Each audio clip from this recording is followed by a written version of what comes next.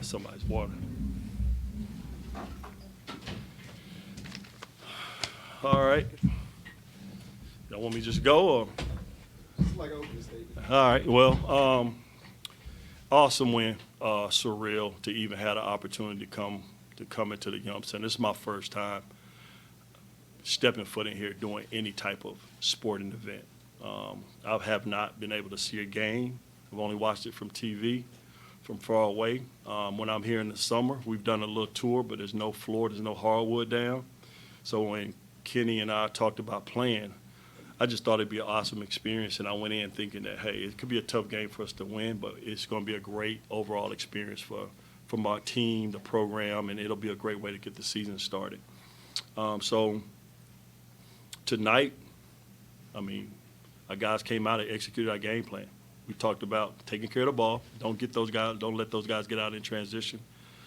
We might not win on the glass, but don't get punished. Don't get smashed. Don't get killed. Don't give them second chance opportunities because they're so tall, they're so long, and they may struggle to score, but if you give them opportunities off of turnovers and off of second chance points, it could be a long night. They executed it. Our defensive principles, they was on point. They were connected, and they played with an incredible competitive spirit. And that's just from experience. We got about 8 guys that are experienced, and they've been in some tough wars. They've lost a lot of games, and they've been able to respond over and over again. And you know, I'm excited. I'm happy. But I'm also a little bit, you know, mixed emotions because that's my brother. That's my guy. He brought me in, took me underneath his wing, and Louisville is family to me. But sometimes you got to go through adversity. You got to learn hard lessons. You got to figure out who's going to be the cornerstone of the program and figure out how to get that winning feeling, that competitive feeling back. And I think that's what they're going to. But they're a great group, talented group. Kenny's going to do it. He's saying, I mean, everything he said, I said last year. I could probably tell you exactly. It's about the process. You can't get caught up in the results. And along the way in the process, you're going to figure out who can handle adversity and who can't. So it'll be a learning lesson from him, but it's going to be a great trip home for us. We're going to enjoy this one. It don't count really, but it counts if you know what I mean. So that's kind of what I thought after it all sank in. When I get home, it'll probably be a little bit better feeling when I set my foot down in Hickory on Lenoir-Rhyne's campus. But right now, as long as those guys are enjoying it, celebrating, and all our fans are enjoying it, celebrating, I think that's the most important.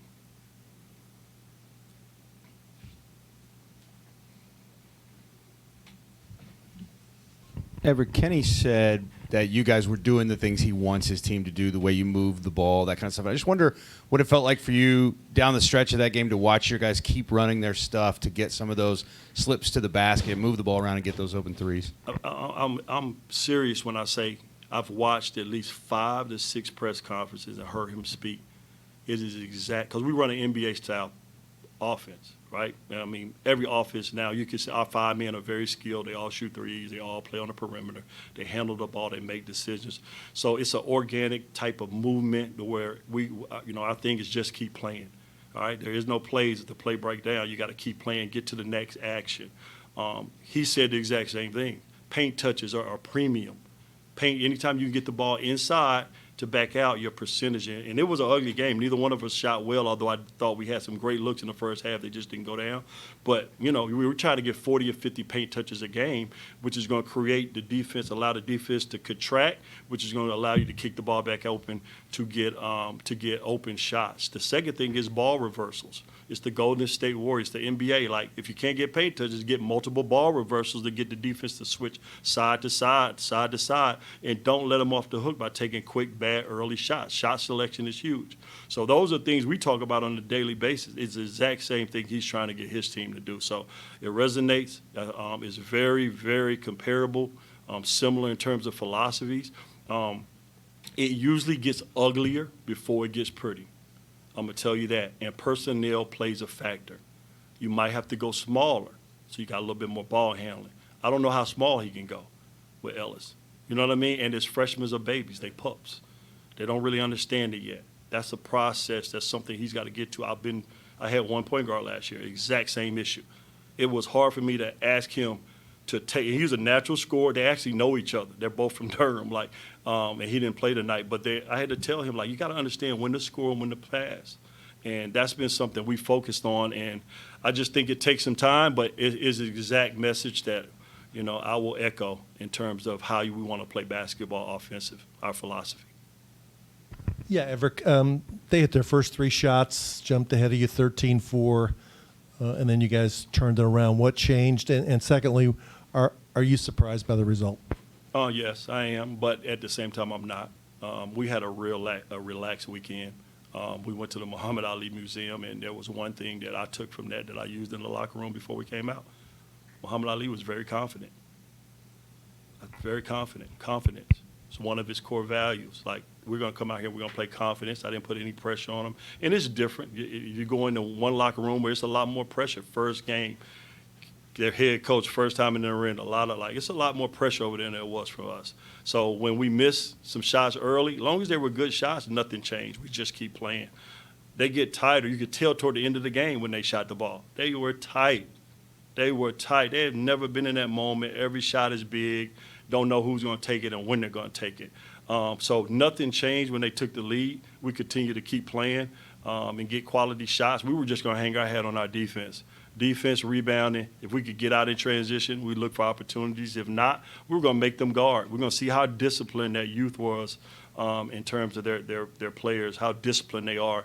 And sooner or later, we were looking for an opportunity to get a cut, a back cut, a 45 cut, a cut from the corner, and see if they're able to play the right position. They opened up for us late. We got a couple looks at the rim.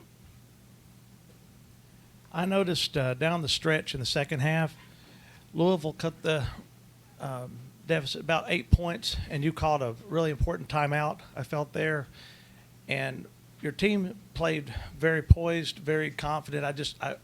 I watched that happen, and I just wondered if that was, just the leadership on the team or maybe what you said during that timeout, because I believe there was 3 or 4 minutes to go, and it was kind of a real important stretch there. I thought you all played very confident, very Thank you. well. Thank you. I appreciate that. I think it was a little bit of both. I told them, hey, we got to weather the storm. I think every team's got a run in them. They had a run in them in the first half. They had a run in them in the second half.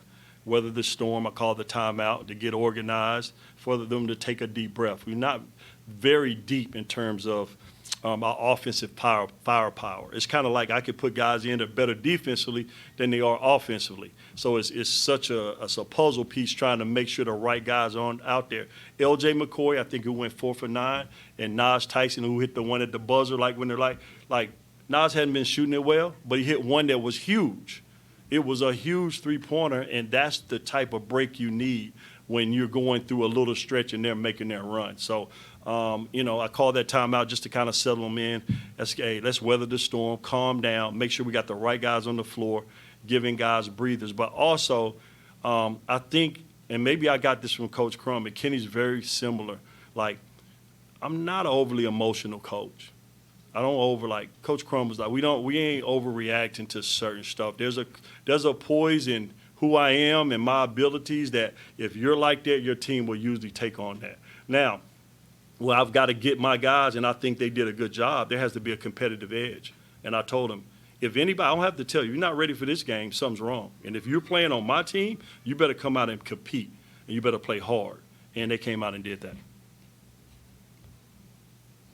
right, we good? Thank you. Hey, Russ, how you doing?